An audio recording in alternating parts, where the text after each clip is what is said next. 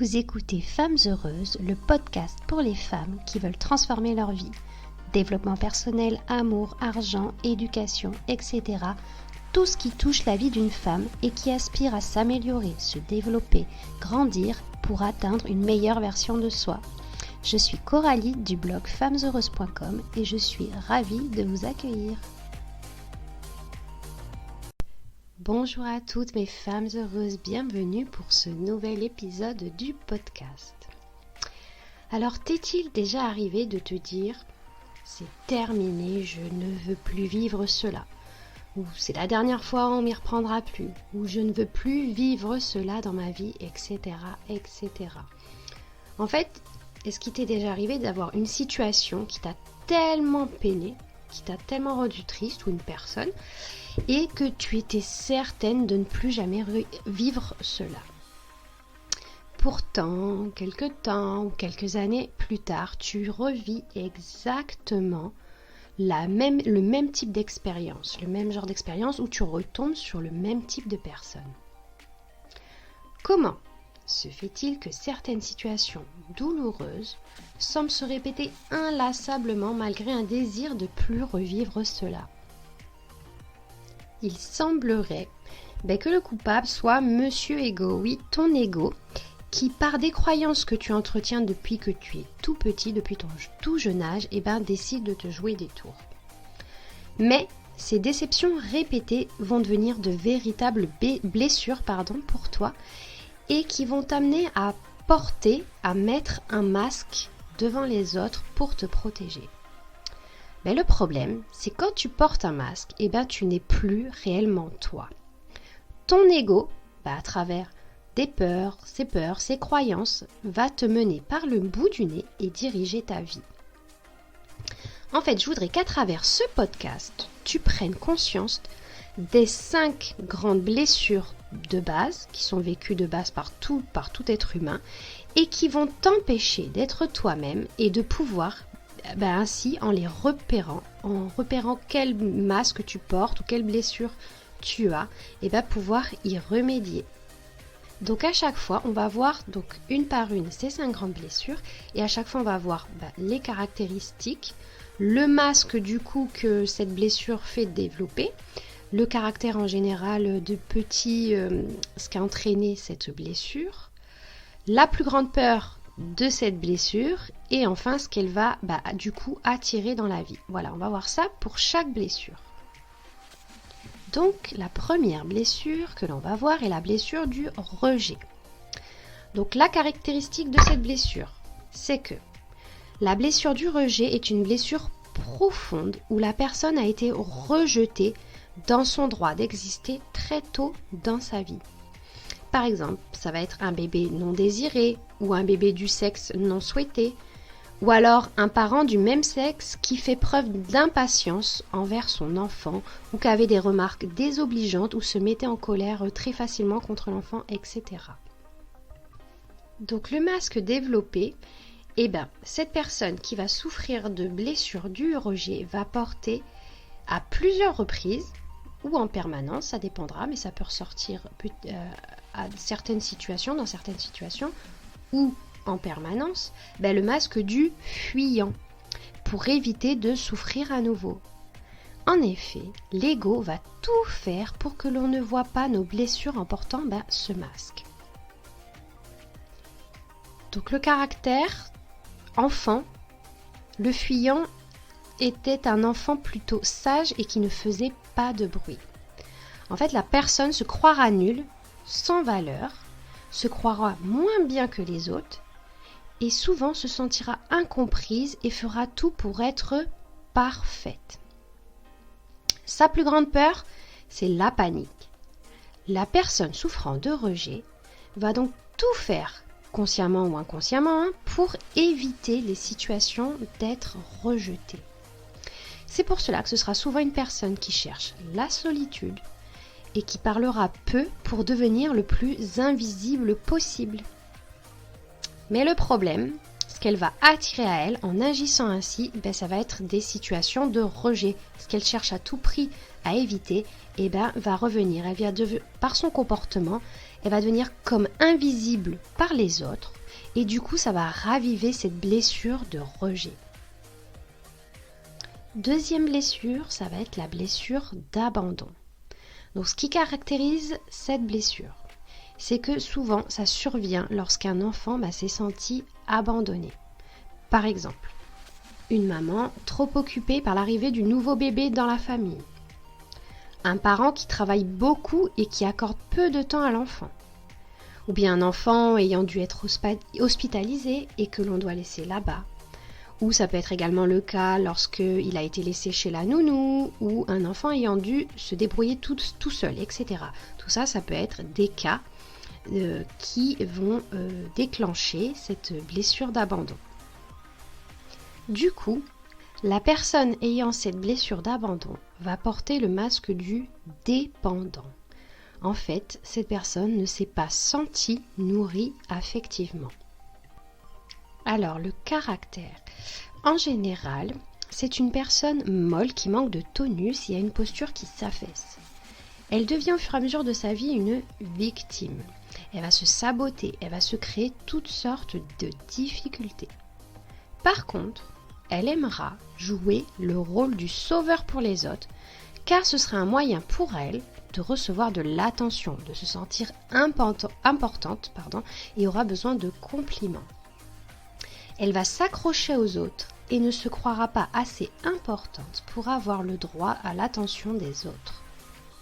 Donc sa plus grande peur, c'est la solitude. Elle n'aime pas, par exemple, faire des activités seule et aura toujours besoin des autres. Ce qu'elle attire à elle, en fait, pour ne pas perdre une personne, elle va être capable d'endurer des situations difficiles plutôt que d'être abandonnée. Alors, la troisième blessure est la blessure de l'humiliation. Cette blessure, en fait, elle se réveille surtout entre l'âge de 1 à 3 ans, avec des parents qui vont l'humilier ou face à des parents qui auront honte de lui, ou alors des parents qui vont être très très contrôlants et qui vont l'empêcher d'agir et de bouger comme il veut. Donc une personne ayant la blessure de l'humiliation portera le masque du masochiste et trouvera en fait de la satisfaction, voire du plaisir à souffrir. Elle cherchera à tout prix la douleur et l'humiliation. Donc le caractère en général, le porteur du masque masochiste sera très fort pour se montrer solide. Il fera tout son possible pour prendre soin des autres et aura la sensation d'être responsable de leur bonheur. Et il aura ainsi tout le poids sur le dos en se créant des contraintes et des obligations. De plus, il sera bien souvent peu reconnu pour tout ce qu'il fait. Sa plus grande peur, la liberté, parce qu'il ne saurait pas la gérer. C'est pour cela en fait qu'il va s'arranger pour ne pas l'être. De plus, il croit qu'en s'occupant des autres, il est libre, mais en fait ce n'est pas du tout le cas. Il s'emprisonne, il s'enferme et s'oblige à faire des choses qui ne correspondent pas à ses besoins. Et du coup, qu'est-ce qu'elle s'attire ? Des situations où elle devra faire passer le besoin des autres avant ses propres besoins. La quatrième blessure est la blessure de trahison. Cette blessure se crée entre 2 et 4 ans lorsque l'enfant croit qu'il peut remplacer le père, car la mère répond trop aux caprices de celui-ci, ou bien lorsqu'une mère ne fait pas sentir à l'enfant que le père existe, même s'il n'est pas présent, ou alors lorsque le père est très fortement dévalorisé. C'est une personne en fait qui ne sera pas passée par la phase oedipienne. La personne qui aura cette blessure portera le masque du contrôlant pour se protéger en veillant à respecter ses engagements ou en s'assurant que les autres gardent bien les leurs. Du coup, le contrôlant est en général une personne avec une forte personnalité, très exigeante envers elle-même, aimant tout prévoir et lâchant prise difficilement, voulant souvent avoir raison et aimant montrer aux autres de quoi elle est capable. C'est une personne extrêmement méfiante, n'aimant pas le mensonge et ayant beaucoup de mal à s'engager. D'ailleurs, elle n'aimera pas beaucoup parler de ses peurs et montrer ses faiblesses. Sa plus grande peur, ça va être la dissociation, le reniement et la séparation. En fait, elle vit très difficilement la séparation qui est considérée comme une défaite sérieuse pour elle. Alors que sa plus grande crainte est, comme on l'a vu, la séparation, elle va s'attirer des relations avec des personnes qui ne sont pas libres pour s'engager. De plus, cette séparation vient lui rappeler qu'elle n'a pas eu le contrôle sur la relation. La 5e blessure est la blessure de l'injustice. Cette blessure s'éveille généralement entre 4 et 6 ans lorsque l'enfant ne se sent pas apprécié à sa juste valeur. En fait, il ne peut pas s'exprimer et être lui-même, car souvent, le parent du même sexe fait preuve de froideur, d'autoritarisme et de fortes critiques envers lui. Donc, quel masque il va développer? Ça va être la rigidité. Face à cette injustice vécue enfant, il va développer le masque de la rigidité pour se couper de ses émotions et de son ressenti. Donc, la personne portant ce masque sera en général sensible, mais fera tout pour ne pas la sentir et pour ne pas le montrer. Le rigide, du coup, peut utiliser le rire pour cacher sa sensibilité. Pour lui, les notions de bien et de mal, de correct et de pas correct sont très importantes pour lui. Il doute souvent de lui-même car il a peur de prendre la mauvaise décision et sera très exigeant envers lui-même en cherchant la perfection. Comme il se coupe avec son ressenti, il ne sait pas où sont ses limites et ne s'arrête que lorsqu'il craque. C'est une personne bien souvent rarement malade et étant très dur avec son corps et occultant la douleur. Sa plus grande peur, c'est la froideur et il est lui-même froid alors qu'il se croit chaleureux. Étant tellement coupé avec lui-même, il se coupe de sa sensibilité pour ne pas montrer sa vulnérabilité. Ce qu'elle attire, du coup, des situations d'injustice. Donc voici, mes femmes heureuses, la description des 5 grandes blessures qui empêchent d'être réellement soi-même. Ça, c'est tiré du livre de Lise Bourbeau, Les 5 blessures qui empêchent d'être soi-même. J'espère qu'en écoutant toutes ces blessures, tu vas prendre conscience de ce qui t'empêche d'être toi et pourquoi tu t'attires certaines situations. En fait, le fait de reconnaître ces blessures en toi est déjà le premier pas vers la guérison. Parce qu'il va falloir d'abord l'accepter sans se culpabiliser et se dire que cela fait partie de l'expérience humaine. Tu vas pouvoir aussi comprendre ta réaction face à certaines situations. En effet, nous ne réagissons pas aux événements par l'expérience vécue, mais bien parce que l'on ressent et ce qu'elle éveille en nous comme blessure. Nous portons alors notre masque pour nous protéger et nous nous coupons avec notre véritable moi. En fait, quand tu auras pris conscience du masque que tu portes pour te protéger d'une certaine blessure, qu'elle t'empêche d'être toi-même et ce qui a causé la souffrance, c'est exactement là que tu te rapproches de ton véritable moi. Ainsi, celui qui aura vécu le rejet sera en voie de guérison lorsqu'il commencera à prendre plus sa place et à s'affirmer. Celui qui aura vécu l'abandon commencera à guérir lorsqu'il réalisera qu'il peut être bien seul et cherchera moins l'attention. Celui ayant vécu l'humiliation guérira en prenant le temps d'écouter ses besoins et créera des limites pour en prendre moins sur les épaules.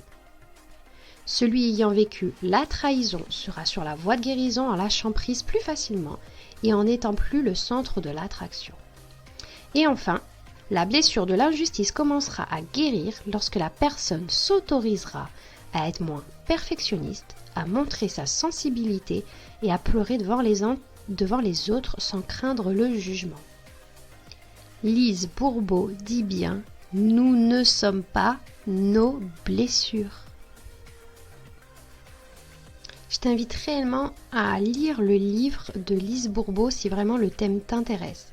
Je vais laisser d'ailleurs le lien, si tu veux, du livre. Tu trouveras vraiment dans son bouquin un descriptif détaillé de chacune des blessures qui va te permettre ainsi de mieux prendre conscience, mais de la tienne. Voilà mes femmes heureuses, j'espère que cet épisode vous aura plu et je vous dis à très bientôt.